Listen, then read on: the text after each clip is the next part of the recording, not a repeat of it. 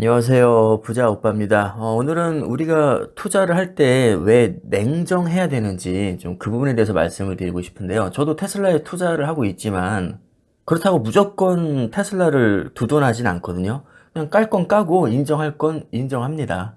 어제 테슬라가 폭락한 이유, 물론 여러 가지가 있겠지만 가격 인하 소식이 저는 크다고 생각을 하거든요. 단순히 전기차 가격뿐만 아니라 FSD 가격도 인하를 했는데 결국 판매량 둔화 때문에 가격 인하를 한 거거든요. 그래서 저는 이것을 두고 결국에는 경쟁력이 떨어지기 때문에 가격을 내리는 거다. 정말 비싸게 팔아도 잘 팔릴 자신이 있으면 기업 입장에서는 가격을 내릴 이유가 없는 거다.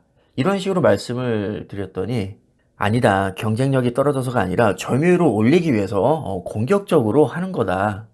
이런 시각도 꽤 많은 것 같습니다. 물론 그렇게 생각할 수도 있겠죠. 그래서 뭐 누구 말이 맞고 틀리고 제가 뭐 그것을 따지려는 것보다는 제가 왜 경쟁력이 떨어지기 때문에 가격을 내렸다고 생각하는지 그 부분에 대해서 오늘 말씀을 드릴까 합니다. 자, 그러려면 먼저 다른 기업과 좀 비교를 해볼 필요가 있는데요. 최근에 이런 기사가 나왔습니다. 네이버에서 인텔과 손잡고 AI 칩을 만든다고 합니다. 지금 굉장히 많은 기업들이 엔비디아에 대항해서 자체적으로 AI 칩을 설계하고 있는 추세인데요. 뭐 그 대안 중 하나인 마원이라는 AI 칩이 있습니다. 자, 얘 가격을 봤더니 엔비디아 H100의 10분의 1 수준인 500만 원으로 책정될 것이라고 합니다.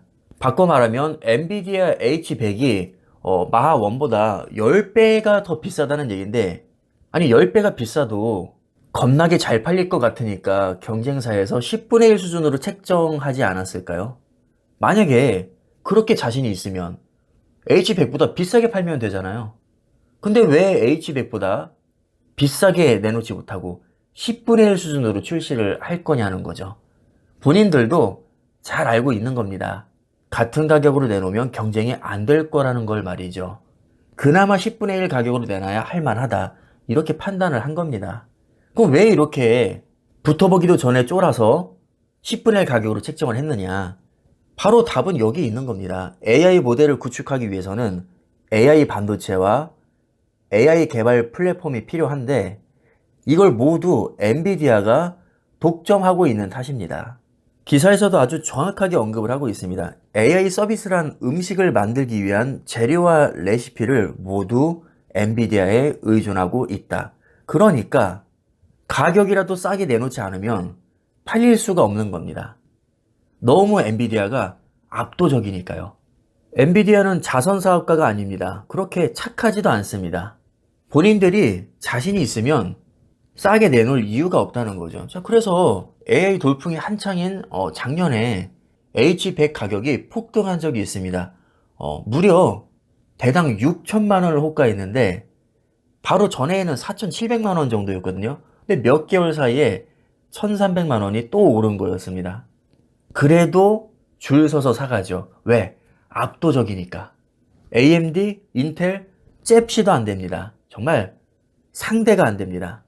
너무 압도적으로 잘 나가니까 이렇게 배짱 장사를 할 수 있는 겁니다. 다시 테슬라 얘기를 해볼까요? 요즘 뭐 중국 전기차한테 밀리고 있잖아요, 솔직히. 왜 밀리겠습니까? 중국에서 너무 싸게 파니까요. 근데 아무리 싸도 예를 들어서 뭐 중국 전기차는 한 번 충전에 200km밖에 못 가는데 테슬라는 3000km로 간다. 그럼 비싸도 팔리겠죠. 그 정도로 경쟁력이 있으면. 아니면 테슬라가 뭐 전 세계 2차 전지의 90% 이상을 독점하고 있다. 원천 기술을 보유하고 있다. 그 정도면 아마 엄청 비싸게 내놔도 잘 팔릴 수밖에 없을 겁니다. 그런데 그 정도는 아니라는 거죠. 테슬라가 좋은 건 맞지만 지금 가격으로는 중국 전기차에 경쟁이 안 되는 겁니다. 그 정도의 가치를 하지 못한다고 판매자들이 판단하기 때문에 가격을 내리는 거죠. 이것을 부정할 수는 없는 겁니다. 자, 엔비디아가 왜 가격을 안 내리나요? 비싸게 팔아도 잘 팔리니까요. 아주 배짱장사 하는 거죠. 비싸면 어쩔 건데 니들이 안 살 거야? 자, 우리보다 AI 칩 잘 만드는 애들 있어? 없잖아. 우리가 압도적이잖아.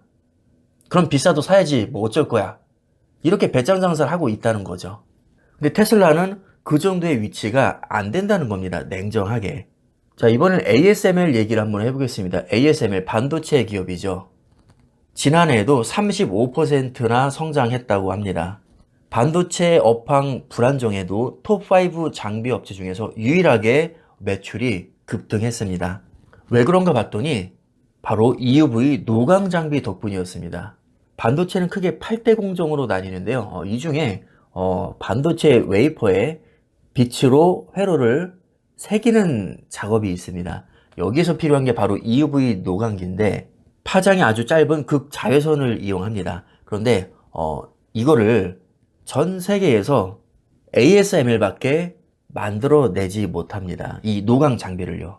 그래서 전에는 2천억씩 받았었는데 이제는 새로운 장비가 나오면서 5천억으로 가격을 올렸습니다. 자, 그래도 인텔, 삼성전자, TSMC 같은 세계적인 반도체 기업들이 이걸 사기 위해서 줄을 서야 됩니다. 정말 조금 과장해서 ASML한테 국어를 해야 될 정도입니다. 그래서 ASML은 슈퍼 을로 불리거든요. 납품하는 입장인데도 어깨에 뽕으로 가득 차 있습니다. 왜냐하면 그만큼 자신이 있거든요. 야, 니들이 우리 거 안 쓰면 어쩔 건데, 약간 이런 마인드입니다. 엔비디아와 마찬가지로 배짱 장사를 한다는 거죠. 왜? 그만큼 독보적인 기술력을 보유하고 있기 때문입니다. 밑에 설명 나오죠. 반도체 장비 중 노광 장비는 ASML이 독보적인 기술을 갖고 있다. ASML 장비를 누가 얼마나 가지고 있느냐에 따라서 업체의 경쟁력이 달라지기 때문에 업황의 영향을 거의 받지 않는다. 그러니까 2천억에서 5천억으로 가격을 올릴 수 있었던 겁니다. 만약에 대안이 있다면 ASML 아니어도 EUV 노광기를 얼마든지 살 수 있다면 이렇게까지 가격을 올리지 못했겠죠. 결국에는 변명의 여지가 없는 겁니다. 그런 논리라면 ASML이나 엔비디아도 본인들의 어떤 위치를 더 공고히 하기 위해서 가격을 내릴 수 있는 거 아닌가요? 근데 그렇지 않잖아요. 비싸게 팔아도 독점을 하고 있으니까, 경쟁사를 압도하니까 가격을 올리는 겁니다. 얘기가 나온 김에 필라델피아 반도체 얘기를 한 번 더 해보겠습니다. 자, 방금 말씀드린 엔비디아와 ASML 정말 독보적인 기업 아닙니까? 그런데 이 기업들이 모두 필라델피아 반도체 편입이 되어 있습니다. 뿐만 아니라 경쟁사인 인텔과 AMD, 언젠가는 인텔과 AMD도 엔비디아에 대적할 날이 올 수도 있잖아요. 추월할 수도 있고요. 근데 공교롭게도 인텔과 AMD도 필라델피아 반도체에 편입이 되어 있습니다. 엔비디아와 함께 말이죠. 자, 그러니까 AI가 성장하는 한 어떤 기업이 이기든 지든 그것과 상관없이 필라델피아 반도체는 우상향할 가능성이 대단히 높겠죠. 그래서 지수 위주로 투자를 하자는 겁니다. 안전하니까요. 어디가 이겨도 나는 무조건 이득이니까요. 내가 만약에 엔비디아에 몰빵하고 있다면 AI가 엄청나게 성장을 해도 그 주도권을 엔비디아가 가져오지 못하면 엔비디아는 폭망할 수 있습니다. 하지만 내가 필라델피아 반도체에 투자하고 있다면 누가 1등을 하든 누가 꼴등을 하든 AI가 성장하는 한 내 투자도 망하지 않습니다. 그래서 개별 종목보다 지수에 투자하는 게 훨씬 더 안전하다는 거죠. 바로 어제 제가 올렸던 영상의 내용입니다.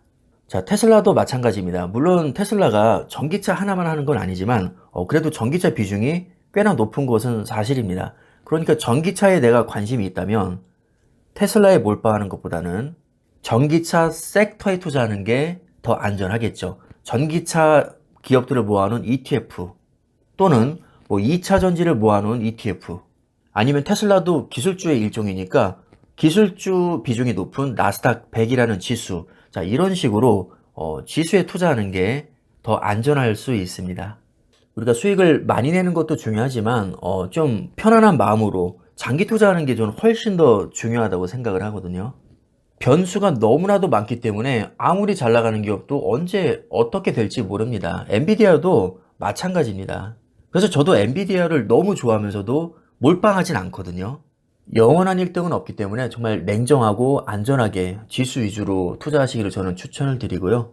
마지막으로 후원해주신 분들께 감사 인사 드리면서 영상 마무리하도록 하겠습니다. 업타운 K님과 스텔라장님께서 또 멤버십 재가입을 해주셨는데 굉장히 오랫동안 후원을 해주고 계시거든요. 업타운님은 4개월, 스텔라장님은 12개월 동안 후원을 해주고 계십니다. 정말 너무나도 감사드리고요.